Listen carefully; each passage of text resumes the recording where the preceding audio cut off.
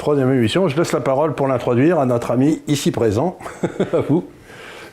En ce début du mois de juin 2020, l'un des grands sujets mondiaux, l'un des grands sujets aux conséquences qui peuvent être lourdes pour la France et pour ce qu'il est convenu d'appeler l'ordre international, est-ce que ça existe encore, c'est évidemment l'élection américaine. Oui, l'élection américaine, l'élection présidentielle, est largement dominée par le débat autour de l'État profond, le Deep State. Oui. C'est quoi l'État profond? Nous en avons une version en France. Je pense que c'est assez intéressant de regarder en France comment le pays a fonctionné, comment l'État a fonctionné, dans des périodes où les gouvernements pouvaient être renversés toutes les semaines ou tous les 15 jours, dans un moment où à peu près personne ne savait qui était le Premier ministre ou qui était le ministre en charge des affaires du pays, bref. Dans des moments où c'est la haute administration qui a assuré la continuité de la vie nationale. Oui. Une partie de la Troisième République, et évidemment la Quatrième République, qui, contrairement à ce qu'on dit trop souvent, n'a pas été si difficile à vivre que cela pour beaucoup des Français. C'est la reconstruction, ce sont les premiers problèmes de décolonisation, et finalement, pendant beaucoup d'années, la Quatrième République n'a pas si mal que ça géré la vie publique. C'était les 30 Glorieuses. C'était le début des 30 Glorieuses, parce que la haute administration, ce que vous nommez volontiers, Charles, les moines soldats de la République, absolument, assuraient la continuité de l'État. Le politique passe, le fonctionnaire reste. Donc l'archétype, c'était Guillaume, quoi. L'archétype, c'était Guillaume. On pourrait penser à Delouvrier, on pourrait penser à tous les grands commis du gaullisme, à ceux qui ont fait la force nucléaire, à ceux qui ont fait les cités nouvelles, à ceux qui ont fait la construction des infrastructures de la France. J'ose espérer, il me semble en connaître quelques-uns, que ce soit à Bercy, au ministère de l'Environnement, dans les affaires sociales. Je crois que le temps des moines soldats de la République n'a pas complètement disparu. On est forcé de constater cependant que pour beaucoup de jeunes fonctionnaires, l'ENA, l'inspection des finances, c'est d'abord la constitution des carnets d'adresses, et puis ensuite c'est la valorisation de ce carnet d'adresses auprès du privé. En gros, on aurait aussi en France un phénomène sûrement plus discret qu'aux États-Unis, d'un État profond qui ne tient pas tellement compte de ce que les ministres ou les gouvernements disent, mais qui tient d'abord compte de son intérêt personnel. En gros, être haut fonctionnaire, ça serait moins servir l'État que se servir. De l'État ou se servir tout court. Ou se servir tout court. Qui est très gênant. Je serai très prudent sur la question en ce qui concerne la France, parce que je dois vous avouer, Charles, et nous serons probablement en désaccord, que je suis peut-être moins inquiet de ce qui serait un État profond français voué à ses propres intérêts, que de la pratique subreptice de la contractualisation des missions de service public, qui fait que tout doucement, on est en train de rogner sur le statut de la fonction publique, on est en train de rogner sur les missions confiées à des fonctionnaires, pour les confier à des contractuels qui, naturellement, sont à la dévotion du politique qui les nomme. Et on est tout doucement en train, en France, d'instaurer une sorte de spoil system qui ne dit pas son nom. Je ne suis pas sûr que ce ne soit pas une dérive. Non, est-ce que ce n'est pas un peu ce qu'on a vu dans les hôpitaux? C'est totalement ce qu'on a vu dans les hôpitaux, avec une domination de l'administratif et du pseudo-management sur le modèle de l'entreprise privée, avec les résultats qu'on connaît et qui sont absolument catastrophiques. C'est la catastrophe du New Public Management. Oui, donc grosso modo, si vous voulez, l'État ne fait pas bien ce qu'il devrait faire, parce qu'il le fait par des gens qui payent pour lui donner des mauvais conseils, quoi. Totalement ça. Qui plaisent aux politiques. C'est totalement ça. Ça, personne ne peut être pour ça. Personne ne peut être pour ça. Je ne crois pas qu'on puisse défendre ce genre de truc. Aux États-Unis, je pense que la situation est totalement différente. Je crois qu'aux États-Unis, ça n'est pas l'État qui a constitué la nation. Non. Aux États-Unis, on a manifestement un certain nombre de forces. On va parler de la CIA, on va parler du FBI, on va parler d'autres institutions. Est-ce que Eisenhower appelait le complexe militaro-industriel, c'est-à-dire cette espèce de chose qui est à la limite de la défense, des services secrets, du monde du pétrole. Tout ça, si vous voulez, c'est une espèce de monde, mais plus on y regarde et moins on vit longtemps. Vous voyez ce que je veux dire, c'est un monde extrêmement dangereux. Et je crois que l'un des problèmes que les États-Unis ont à l'heure actuelle, c'est que Trump essaye de mettre de l'ordre dans ce cloaque, que le pauvre, il a bien du mal. Alors vous avez raison, probablement est-ce que le principal ennemi de Donald Trump, ce ne sont pas les démocrates, c'est l'État profond, même si à bien des égards, l'État profond semble acquis ou semble avoir des relations pour le moins curieuses avec les démocrates. Mais si vous voulez, il y a quelque chose qui se passe de très intéressant aux États-Unis quand je regarde ça de près, bien évidemment, c'est quand vous regardez ce qui se passe, c'est que vous vous rendez compte qu'il y avait à peu près autant de soutien de l'État profond dans le Parti républicain que dans le Parti démocrate. Mais ce que Trump a fait, c'est qu'il a d'abord viré des républicains qui étaient partisans de l'État profond. Vous avez toute une série de sénateurs, etc., qui ont pris une retraite anticipée. Donc, je crois que toute l'habileté de l'État profond, c'était d'avoir, dans le fond, mis en place autant de républicains et de démocrates qu'il lui fallait pour contrôler les deux chambres, quoi. Et que c'est ça qui est en train de bouger. Donc, c'est pour ça que Trump est dans une situation très difficile, c'est qu'il n'avait personne, ni dans l'État profond, ni dans la politique, pour le défendre. Oui, parce qu'on est dans une situation tout à fait paradoxale dans une démocratie.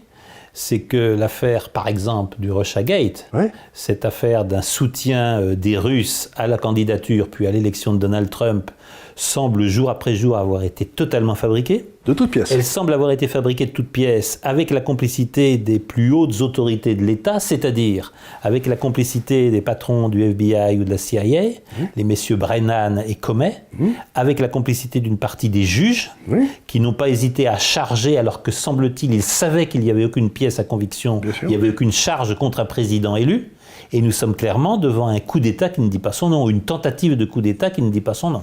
Ce qui est tout à fait extraordinaire pour les États-Unis, et ce qu'il y a de plus étonnant, c'est comme tous les groupes de presse aux États-Unis, et on revient à quelque chose dont on a discuté avant, sont détenus par 6 grands groupes, si vous voulez, Disney, Rupert Murdoch, etc.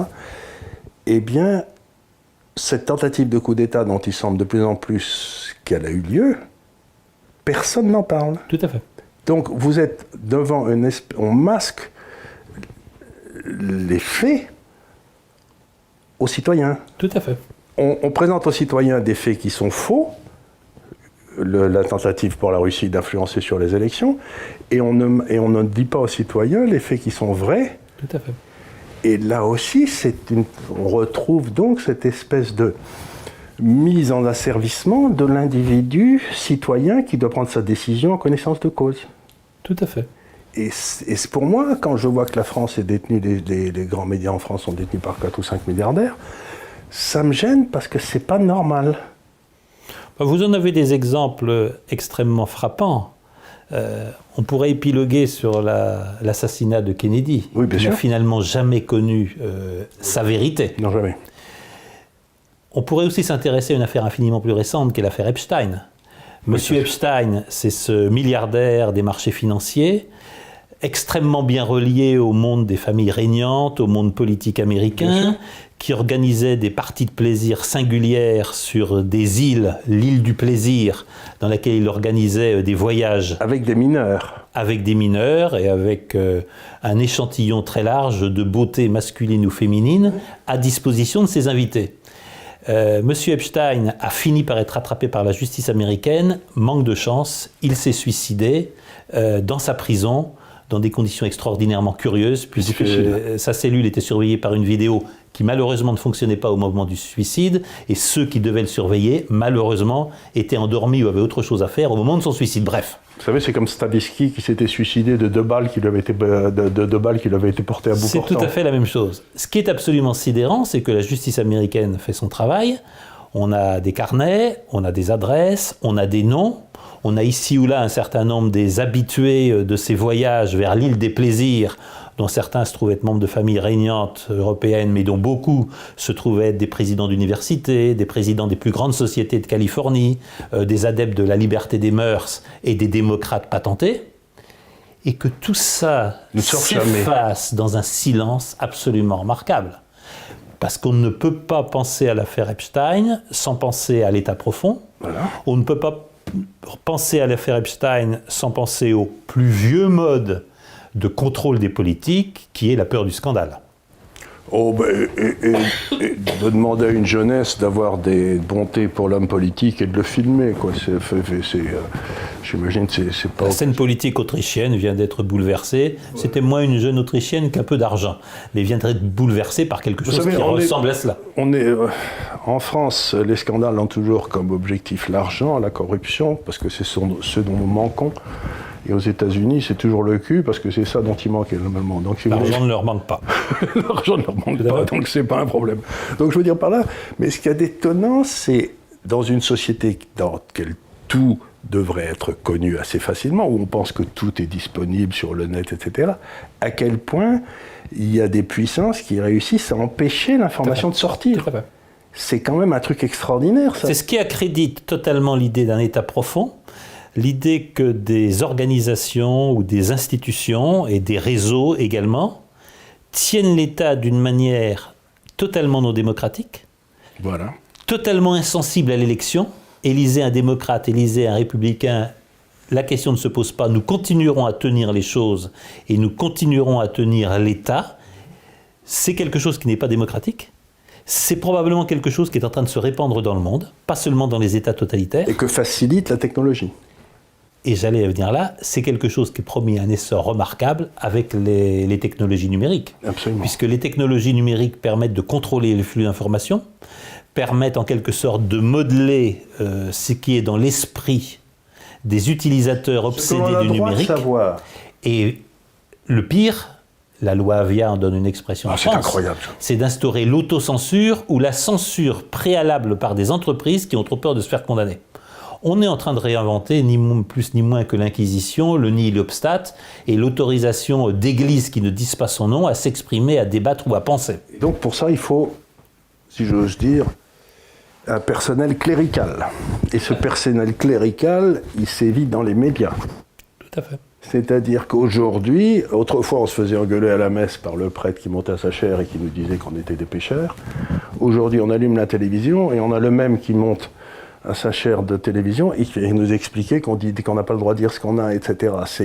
Donc je suis fasciné par cette espèce de façon, et ce que disait Solzhenitsyn, qui me paraissait très profond, c'est qu'il disait la raison pour laquelle on est, vous savez, quand tout le monde doit dire la même chose, le langage commun, le langage, comment on appelle ça, eh bien, la raison pour laquelle les dictatures l'imposent aux gens, c'est que dès que quelqu'un se met à parler normalement, on le repère.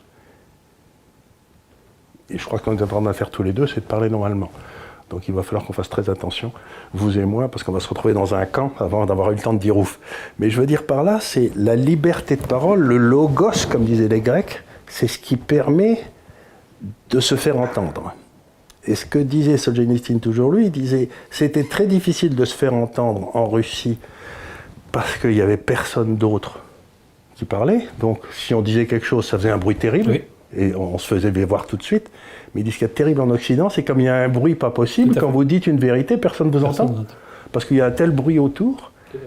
Donc on est dans un monde très curieux où celui qui dit ce qu'il croit être la vérité, à tort ou à raison, on n'est pas là. Il a le droit de le dire, même si c'est faux. Vous voyez ce que je veux dire, c'est le truc des fake news, c'est un scandale. Parce que le fake news pour l'un est une vraie news pour l'autre. Vous voyez ce que je veux dire, Et donc on est dans un monde aujourd'hui qui me laisse complètement rêveur, où il y a une tentative délibérée d'empêcher les gens, un, d'avoir accès à l'information, et deux, de la transmettre. Oui. Et évidemment d'en débattre. Et évidemment d'en débattre, ce qui est quand même l'essentiel de la démocratie. Ce qui probablement nous renvoie à deux choses. Je pense à une mutation du capitalisme contemporain. Ce que je constate en France, mais essentiellement aux États-Unis, c'est que le premier capital que cherchent à acquérir ceux qui ne comptent plus leurs milliards, c'est le capital moral. Ce qui est absolument sidérant, c'est la manière où, par exemple, les grands des GAFAM, les Zuckerberg, les Bill Gates, les Bezos, pensent être propriétaires du bien. C'est très frappant chez quelqu'un comme George Soros. George Soros pense, et je crois qu'il le croit sincèrement, être détenteur du bien. Il sait ce qui est bien, donc il s'y est engagé à consacrer des dizaines de milliards de dollars à combattre les dirigeants qui ne font pas la politique du bien. C'est quelque chose d'absolument sidérant, mais le premier capital dont se réclament ces gens, c'est pas leurs milliards de dollars, c'est qu'ils détiennent le bien, le beau et le vrai. Ce qui revient à une vieille notion protestante par rapport au catholicisme, si vous voulez, c'est que les protestants ont toujours pensé que s'ils réussissaient dans la vie, oui, c'est que, dans le fond, ils faisaient les choses que Dieu voulait. Tout à fait. Tandis que le catholique de base, c'est que lui, s'il réussit dans la vie, c'est un, il a eu du pot, deux, il a été au droit au bon moment, et de toute façon, c'est un gros pécheur, et il faut qu'il aille demander pardon. Tout à fait. Donc cette espèce de volonté de se mettre en adéquation avec ce que veut Dieu, et la preuve que Dieu dit ce que je fais et veut ce que je dis, c'est que j'ai réussi, je suis milliardaire. Et donc j'ai raison. C'est une dérive du protestantisme. C'est pas du tout une dérive du catholicisme. Le catholicisme, c'est plutôt s'ils ont de l'argent, c'est qu'ils l'ont volé. Oui, pour faire simple, c'est pas faux. C'est pas faux. Non, on est en train de revivre aux États-Unis, mais aussi en Europe, le règne des barons voleurs, le règne de ces Carnegie, de ces Vanderbilt, qui avaient édifié des fortunes considérables à coups de meurtres, d'attentats, parce que c'est absolument monstrueux, et comme ils ont créé des centaines de bibliothèques, comme ils ont consacré leurs vieux jours à des bonnes œuvres, c'est pratiquement devenu des saints laïcs. Gagner de l'argent par n'importe quel moyen, si vous avez gagné beaucoup d'argent, Dieu vous bénit, et donc vous devenez un saint laïque et vous vous consacrez aux bonnes œuvres. C'est ce à quoi on est en train d'assister. C'est ce qu'on disait dans l'Église catholique autrefois, je suis désolé d'y revenir, mais enfin, jeune catin, vieille dévote, oui. Vous savez. Ça ressemble beaucoup à ça. Alors, l'autre phénomène auquel on assiste, en dehors de cette appropriation du bien par les milliards permettent d'être propriétaires du bien. Alors que dans les Écritures saintes, etc., si vous voulez, c'est quasiment une grande malédiction d'être trop riche. Donc, les chameaux. C'est quelque part, si vous voulez, quand vous voyez la parabole du jeune homme riche qui s'en va tout triste, c'est parce qu'il ne peut pas abandonner ses milliards, parce qu'il a des responsabilités et tout. Donc celui qui ne peut pas abandonner ses milliards, quelque part, il perd sa liberté. Les biens nous possèdent. Les biens nous possèdent, c'est exactement ça. Et donc, si vous voulez, c'est dire c'est bien d'avoir des milliards, mais il ne faut pas que les milliards vous possèdent. Et donc, eux, ils disent, 1, j'ai les milliards, et 2, ils me possèdent, et j'ai raison. Ça veut dire qu'ils n'ont rien compris. Alors le second phénomène auquel on est confronté, alors qu'on a tellement parlé de la diversité, j'imagine Charles, vous êtes comme moi, on va faire un éloge de la diversité, de toute façon on est à peu près condamné à le faire. Cet éloge de la diversité, il est quand même extrêmement surprenant dans ses conséquences, parce que ses conséquences, c'est la censure à peu près absolue. La société multiculturelle est un échec, je crois qu'on peut le constater à peu près partout. Les sociétés multiculturelles sont les plus violentes au monde, regardez le Brésil, regardez le Mexique, regardez l'Afrique du Sud, et les sociétés multiculturelles sont toujours au bord de l'explosion. Vous voyez ce qui est en train de se passer aux États-Unis. Oui, tout à fait. Pour faire vivre la société multiculturelle, que faut-il? Que personne n'exprime réellement son opinion, parce qu'à partir du moment où des opinions sont contradictoires, ou à partir des moments où les opinions susciteraient un vrai débat, on a trop peur que ce débat explose. Et on aboutit au fait que la société multiculturelle, l'éloge de la diversité, aboutit à l'uniformisation totale des mots, des pensées et des comportements. Mais ça nous file les boutons à tous, donc ça va exploser. C'est ce vers quoi nous allons, c'est ce qu'on tente de nous imposer. Et je crois comme vous que la liberté reprendra toujours ses droits, que la liberté de débattre, de dire les choses et de parler français reprendra ses droits. Je crois d'ailleurs que, ça n'est pas un programme politique, mais je crois que tout pouvoir légitime et tout pouvoir exprimant la souveraineté du peuple dans les années à venir devra restaurer la liberté d'opinion, la liberté de débat et la liberté de parole, parce que nos libertés publiques sont gravement menacées. Nous assistons à un recul constant de nos libertés publiques depuis au moins 3 ou 4 septennats puis quinquennats, et le temps va venir de rétablir la liberté d'opinion, la liberté de débat, sans laquelle il n'est pas de démocratie. Oui. Qu'on laisse les historiens, qu'on laisse les chercheurs scientifiques dans tous les domaines chercher et qu'on puisse débattre de leurs recherches. Et qu'on puisse, si quelqu'un exprime une contre-vérité, qu'on puisse le faire condamner par les tribunaux a posteriori. Tout à fait. Mais tout le monde a le droit, je veux dire, laisser la loi déterminer de ce qu'est l'histoire, c'est quand même une imbécilité foudroyante. On se retrouve encore une fois en Union soviétique, vous savez, où on effaçait sur les photos les types que le Staline avait liquidés. Quoi. Oui. Donc là, c'est... donc on est... Il est clair que le général de Gaulle serait condamné pour avoir dit que la France était blanche et chrétienne, ce qui en 1960 semblait une évidence à tout le monde. Oui. Que ce ne soit plus une évidence aujourd'hui, j'en conviens, mais juger l'histoire... Effacer de l'histoire, on va bientôt revisiter la tragédie classique pour enlever les mots qui choquent aujourd'hui, c'est, me semble-t-il, une perte de sensibilité, une perte d'intelligence absolument sidérante. Dans notre monde, Antigone aurait tort. Dans notre monde, Antigone serait condamnée. Je trouve qu'il est très grave ce qui s'est passé avec l'interdiction des soignants ou des familles d'aller voir les mourants dans les maisons de retraite. C'est effrayant. Antigone aurait forcé les portes de la maison de retraite et on aurait condamné Antigone. Mais l'embêtant, c'est qu'autrefois, il y avait des Antigones, et maintenant, elles se font rares. Mais ne perdons pas espoir. Ben voilà, je crois que... Merci, Charles. Merci beaucoup.